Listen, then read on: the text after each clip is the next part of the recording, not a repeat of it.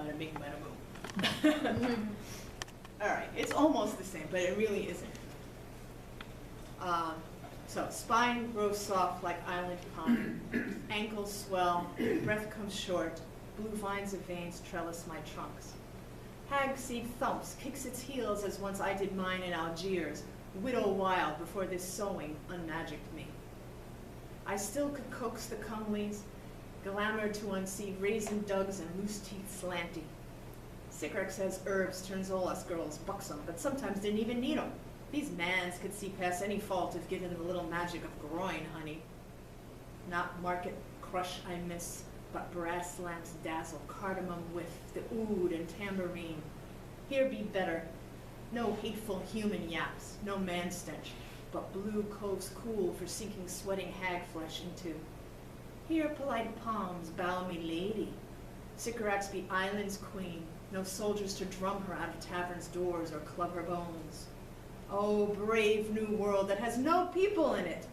Only night-padding wolves, owls moony-eyed, prickly pines of savory meat, crabs beetle-bummed, and flitty spirits I call up to hum and sing when memories grow gnawsome.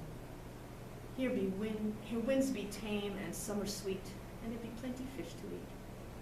I lean against this cedar with relief, watch the waves, wait to whelp, and wonder what fruit will fall from this mead tree. Will it have bright eyes brown like smooth-hipped sailors, or hot red wings, sweet piercing fangs? I, damn of you unborn, do promise now to teach you never no man things, but how to hunt like hawk, enjoy, devour. Words be honey poison, net you, harm you. Better no catchings of cunning conies, roots to heal hurts. Meanwhile, I rock you moon's eye red from dreaming hag hex. I rock you river growl and raven song, but no more words. Algiers far is no longer mist. Ocean use my hag seed, safe in its nest.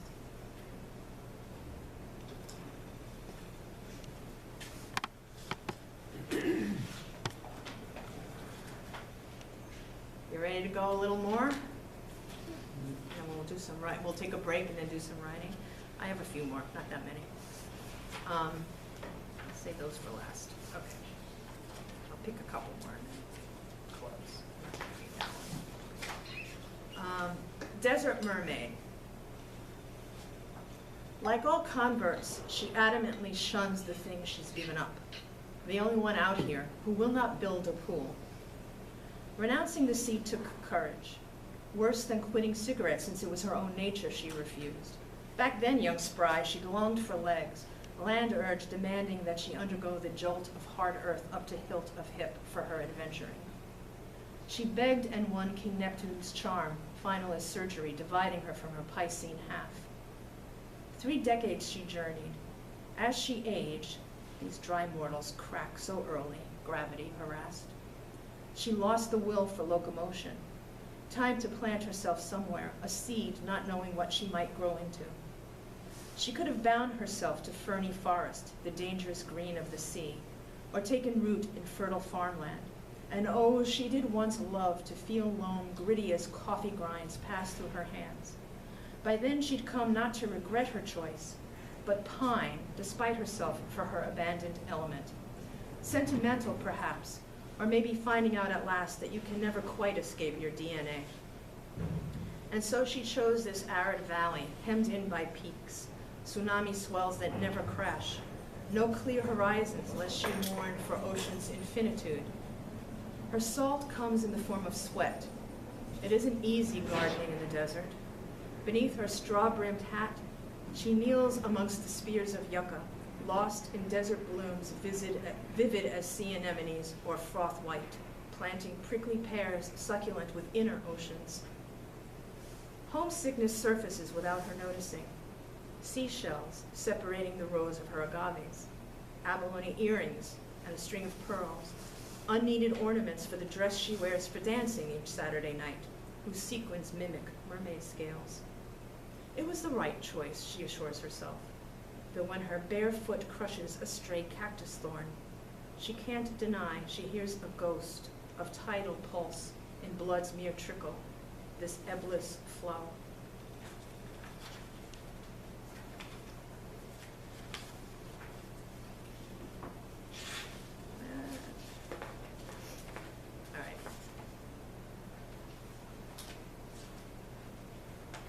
read Hedgerow Benediction, because my traveler in England will recognize where this comes from. So we went to England, and unfortunately I have mobility issues, and I had dreamed this trip, which was a speculative reader's dream, wanting to see like where Arthur was from and all these various things, and certain things didn't happen. So one of the things was, where were we? Glastonbury. Glastonbury tour, if you know, that's where Avalon is supposed to be, and there's, you're in the town of Glastonbury, which by the way is very wacky and devoted to witchcraft, but we did see Prince Charles, I'm just saying. Yeah, we did. Up as close as I am to you, I saw Prince Charles. He has gorgeous skin, I'm going to tell you. So, no, really, it was like, I wish I had skin like that. He must have a great dermatologist or something, or whatever. So first of all, but the town is like very, New age. New age. It really is, and it's got, so we were walking through the town, and a woman accosts me. Do you remember that? And she grabs me and she says, "You have seen great suffering." And of course, that could be true for all of us, right? We could, yes, she knows, yes, I have. And then, of course, what she really wanted was for me to give her money. I forget why, like to tell my fortune or something like that. And we moved on. But it was kind of interesting because, you know, I am in the town where Arthur is, and I just, by chance, happened to meet Prince Charles. And a witch just accosted me on the street and told me I have great suffering. So it's kind of amazing, right? And then the other thing is that we went to, and here, I'm waiting all my life to go here, and we tried to drive, there was nowhere to park, then we had to take a bus up to this mountain, and then you get there, and it's like countryside, and then there's this really scary, crumbling staircase with no railing, and I could barely walk from here to there, so there's like no way I can actually do this, but I have waited for this my whole life. And so my friend went up, and I'm like sitting there feeling like really sorry for myself, right? And then like, it was beautiful. So I just like said, shut up and enjoy what you've got, and it's fine. And I was lying there, and there's this, I was taking all these pictures of like the grass and this beautiful blue sky, and there was an apple orchard, and there was a lady with a dog, and I love dogs. I was like, this is actually pretty freaking wonderful as it is. So just be happy with that. But interestingly enough, that was the point at which I remembered that where I was lying at the, sitting around watching the grass, that's Avalon. That's the Isle of Avalon, because that was originally covered with water. And the tour rose from the water, and that's where the castle is. But I was in Avalon. So, like, shut up and enjoy that. So, that's what this poem is about. I changed it, but, It's called Hedgerow Benediction. Well met by moonlight, my lady. I meet you gaze for gaze, not fear frozen like a mortal hair. Oh, does this form suit you better? Maiden self in grass green skirts, skin and hair moon silver, do you believe me goddess now? You like your miracles served up in sapphires and samite, prefer your mythic apples gilded, not knobby like this red half-nibbled pippin. City child, how you dash and fret, eyes ever on streets or stars instead of the humming world at your feet.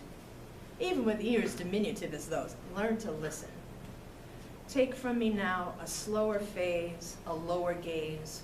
Notice the blessing of small gifts. Fritillaries fringing the hedge, the startled eyes of Speedwell amid wind-fingered stalks, epic battles of the beetles, dormice fattening on blackberries, and watching over all from eve to eve, even as the daytime creatures sleep, the many faces of Mother Moon. When you wake tomorrow, daughter, darting from dreams like a fox from the brush, stop. Touch the moonstone you wear on your finger and think on me. No, there are many kinds of fertility I might grant. A citadel built, a babe, a song woven from summer grasses, or just one perfect hour among the bees. And I will end, all right. I have two I'll end with.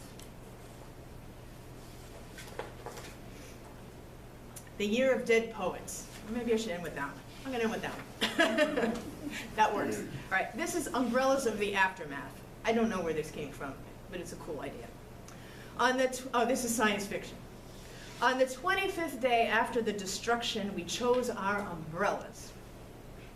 We eschewed the miniature collapsible kind. At the end of days, you must abandon convenience and go for the grand gesture. Only the overarching, old-fashioned sort would serve. We gave ourselves up to the protection of their strong spines, outstretched like bat wings poised to hug. A multitude of traditionalists selected somber black, those who in their normal lives had stuck with suits and ties or little black dresses with a string of pearls, as did the pessimists drawn to the funereal hue, and classical music aficionados who fancied themselves members of a celestial orchestra. Some belonged to sects who had determined red umbrellas symbolized life, or blue meant hope, or white meant the grace of the gods, or yellow forgiveness, and amassed in single-hued flotillas.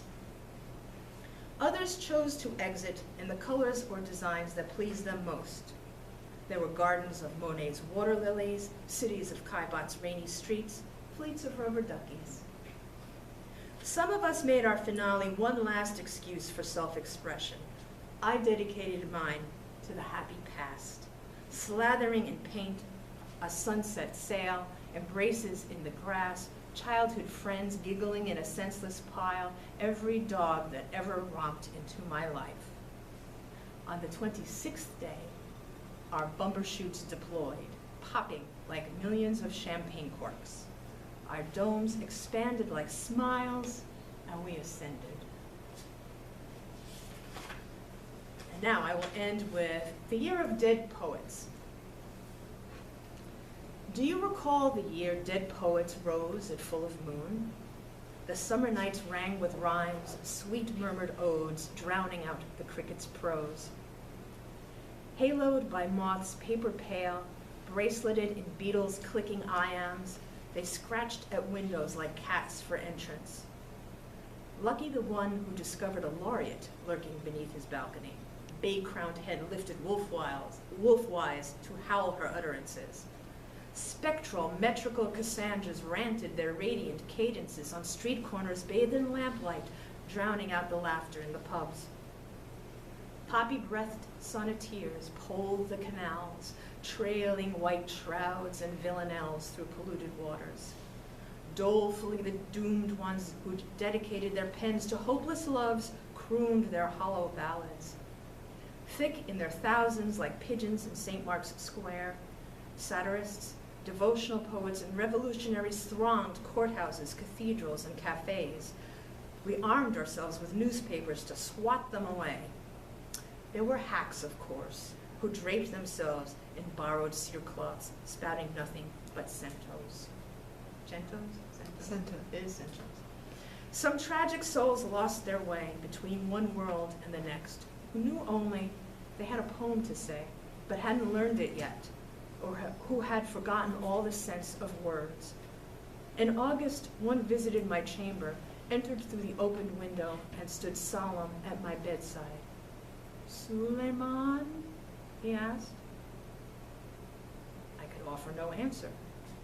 His eyes were black orbs, midnight lakes bereft of moons, showing the pitiable innocence of the dead.